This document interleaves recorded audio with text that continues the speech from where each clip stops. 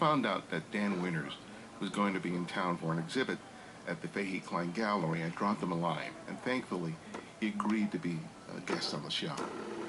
This episode is going to be a little longer than the average, but as you'll listen, you'll realize very quickly why I didn't have the heart to cut it down to 45 minutes. So I want to thank Dan for being so gracious with his time. Though reaching 200 episodes provides others an opportunity for a lot of navel-gazing, I want to thank someone who never listened to an episode of the show and who never owned a computer. That person is my father, who died unexpectedly last month. My father wasn't famous. He didn't accomplish things that would result in him being profiled in a newspaper or magazine. He was a simple, hard-working man who helped to raise 4 boys and a girl. He worked for most of his life as a pressman. It was a job that he took great pride in and whose craftsmanship I never appreciated until I was much older. His life wasn't an easy one, as he grew up in an abusive household during a time when the Dominican Republic was controlled under a cruel dictatorship. He faced many challenges and struggles in his life, particularly in his later years, as his health slowly diminished his ability to do even the simplest things.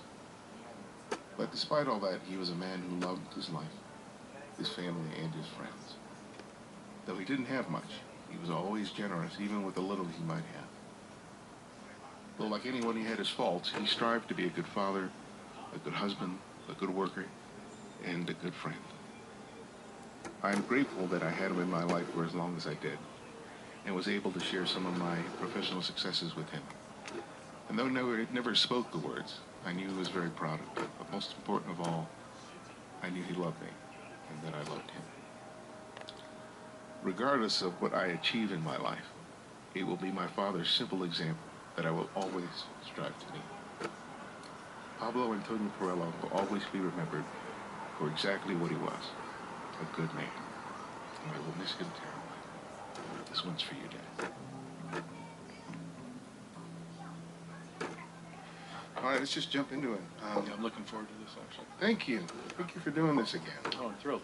I was very pleased when I heard that you were in town, because I haven't seen you in a year.